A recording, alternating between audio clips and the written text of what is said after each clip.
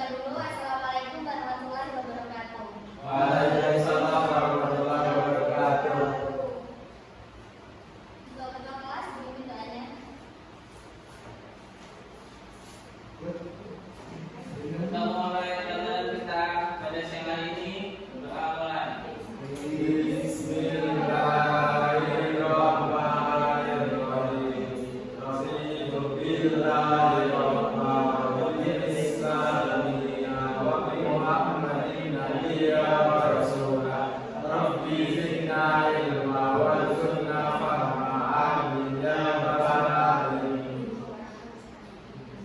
Ada yang nggak masuk? Banyak ya? Siapa aja? Panca nggak berangkat ya? Terus yang lagi Anggaran kemana? Isi nggak ya? Satu. Kalau Panca? Kamu satu juga apa itu? Oke, kan Bapak.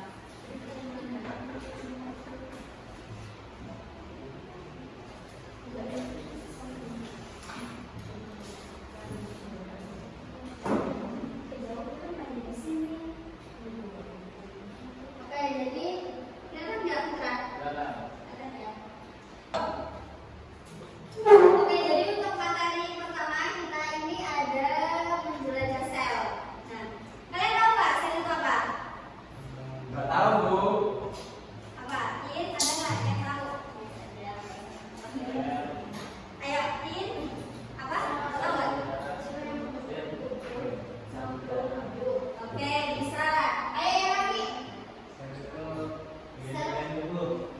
Ya, bisa ada di dalam tubuh kita. Terus ada lagi nggak?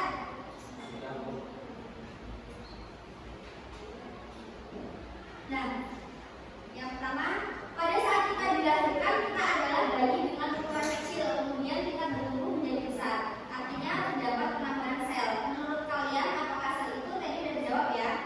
Dan bagaimana sel dapat memperbanyak diri? Gimana? Pembelahan.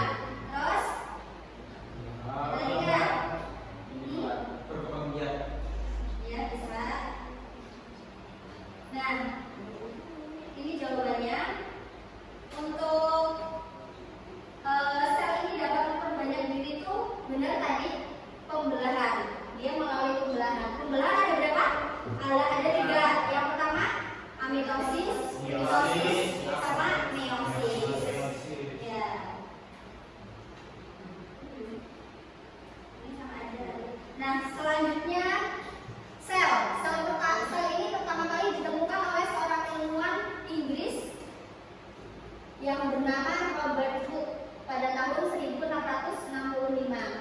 Saat itu Hooke mengamati sayatan gabus dari batang tumbuhan yang sudah mati menggunakan mikroskop sederhana. Kalian tahu batang gabus dalamnya putih-putihnya itu? Nah, Robert Hooke ini mengambil batang gabusnya itu yang di dalamnya itu terus diamati. Terus kemudian dia menemukan sel. Selnya itu berupa kromosom. Jadi contohnya kayak gini. Nah, ini contohnya sel ya. Nah, jadi dia mengamati gabus singkong itu di mikroskop kayak gini. Contoh ini sel gambarnya. Nah, ini dinding-dinding selnya garis-garis ini. Kemudian karena di sini kosong nggak ada, kalau ada inti selnya pasti ada titik-titik ataupun apa di sini di dalamnya. Cuma kalau ruang kosong berarti dia udah kayak gini aja, nggak ada isinya dari komponen pembentuk sel di dalamnya itu nggak ada karena dia ruang kosong. Jadi selnya kan mati, jadi nggak punya komponen pengisunya, jadi kosong. Jadi ini gambaran sel mati.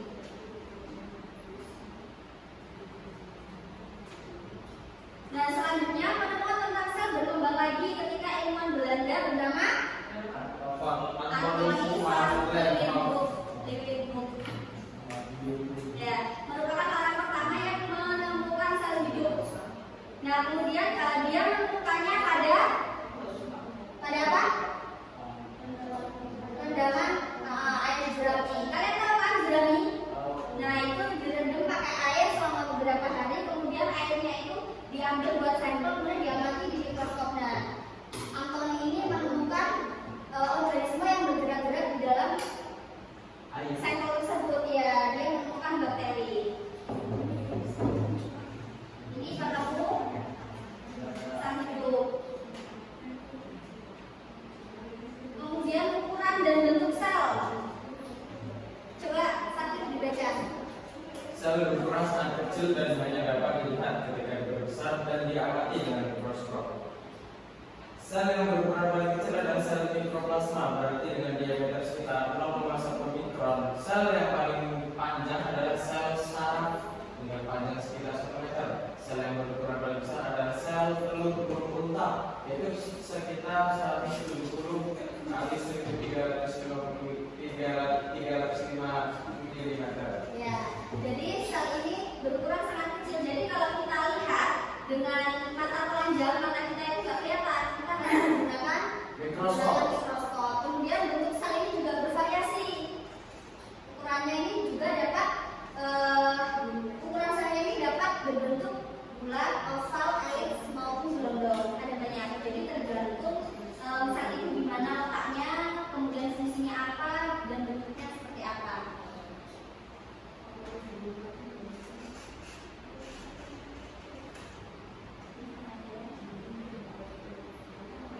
Oke, selanjutnya ini ada dari Jacob Schleiden. Pada tahun 1839 dia ini ahli botani berkebangsaan Jerman. Kalau tadi Robert Hooke dari mana? Inggris. Dia menemukan apa? Sel mati Ya. Terus yang menemukan sel hidup? dari Belanda. Siapa namanya? Anthony van Leeuwenhoek. Leeuwenhoek. Ya, kalau selanjutnya ini ada Jacob Schleiden, dia ahli botani.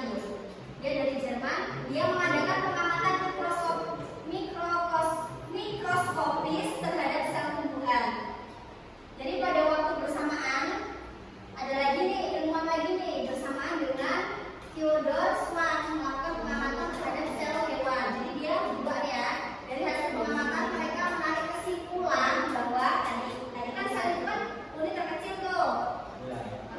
Jadi tiap makhluk itu terdiri dari sel. Kalau kita nggak punya sel, kita nggak hidup ya. Kemudian sel merupakan unit terkecil pada makhluk hidup ya.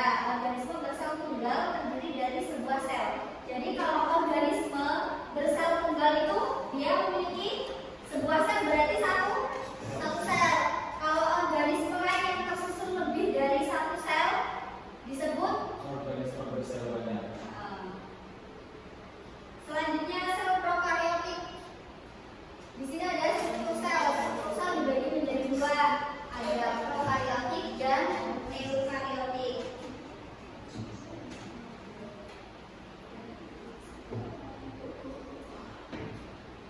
Kalau sel prokaryotik apa?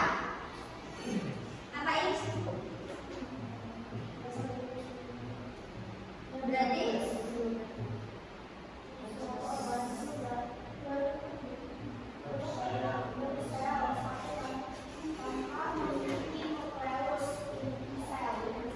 ya, jadi ini kan struktur selnya dibagi menjadi dua, ada pro dan eu. Nah, yang pro itu belum memiliki inti sel, dia belum memiliki nukleus. Nah, sedangkan yang eukaryotik berarti dia udah mempunyai inti sel.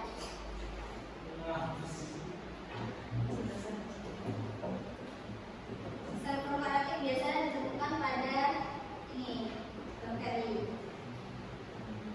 Nah, sekarang sel eukaryotik, kalau tadi prokaryotik dia belum memiliki inti sel, yang eukaryotik dia udah memiliki inti sel.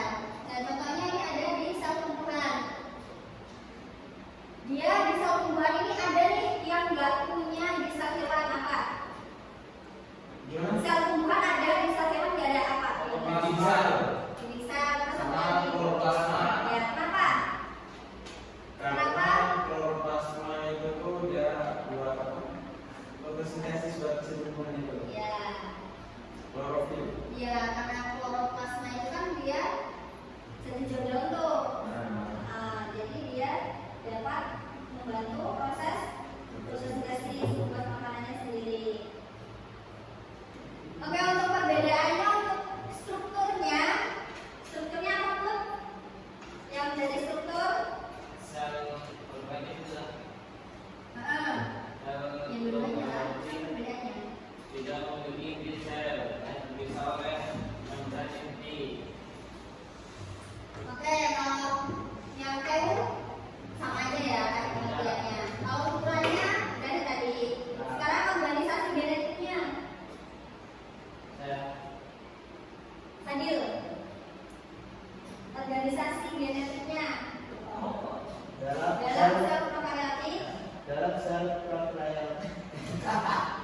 prokaryotik materi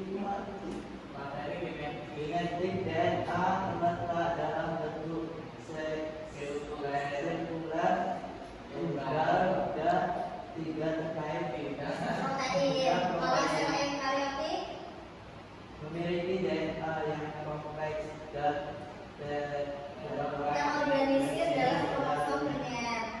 Nah, jadi gini ya hasilnya kalau genetiknya, kalau prokaryotik DNA-nya itu tidak terlihat dengan protein, sedangkan kalau eukariotik itu terlihat. Jadi efeknya gitu aja. Selanjutnya reproduksinya. Reproduksinya apain? Sel sebagai mereplikasi dari melalui pembelahan DNA, di mana satu sel membelah menjadi dua sel anak identik. Sel eukariotik melakukan reproduksi melalui pembelahan mitosis atau meiosis. Proses ini melibatkan pembelahan inti sel diikuti oleh pembelahan sitoplazma. Nah, tadi kan pembelahan ada 3 kan? Ya. Mitosis, mitosis, dan meiosis. Nah, untuk yang prokaryotik dia masuk kemana? Yang prokaryotik. Nah, yang prokaryotik kira-kira masuk kemana?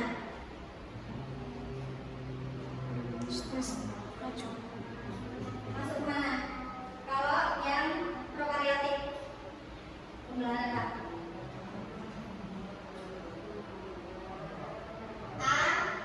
Mitosis. Sudah kelihatan loh di sel eukariotik itu kan mitosis sama meiosis.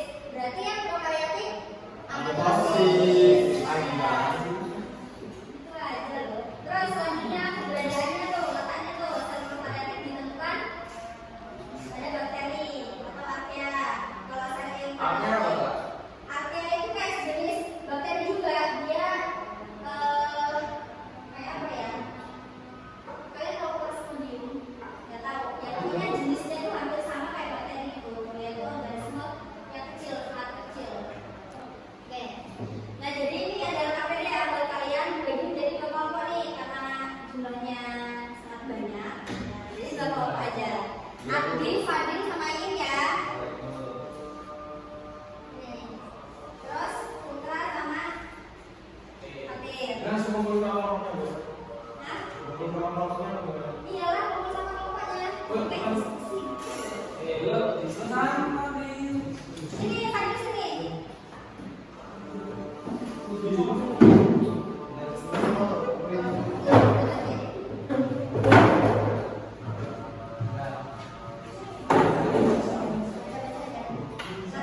Nanti salah satu perwakilan ya maju untuk nyimpulin. Dikit lah. Ya nggak apa-apa perwakilan cewek kalau di sini Fatir kalau Putra. Ya, berdua. Ya.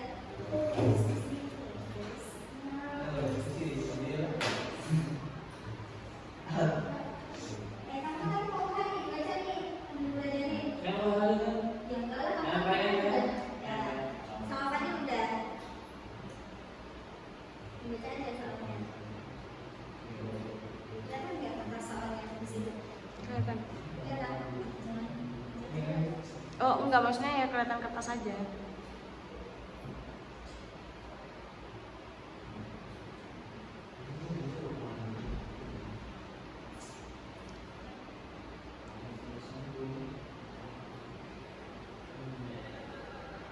Udah sih, jeda aja. Yang kerjain gitu. Udah selesai? Nah.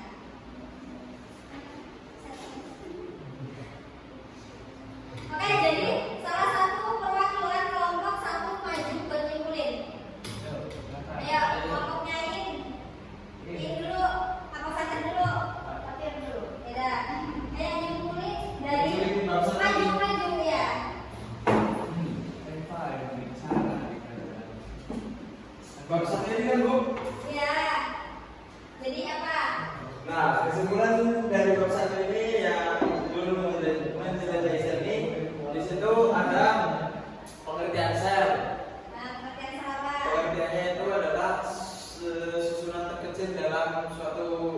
makhluk hidup. Oke. Terus di situ ada cara pembelahan sel, memiliki cara pembelahan yang begini-gini. Kemudian terdapat siapa yang menemukan sel itu, kemudian ya siapa yang menemukan sel hidup, sel mati. Menemukan sel hidup adalah Robert Hooke. Kemudian yang menemukan sel mati itu adalah Anthony van Leeuwenhoek. Kemudian di situ juga ada ilmuwan lain yang terus mendalami tentang penemuan sel tersebut.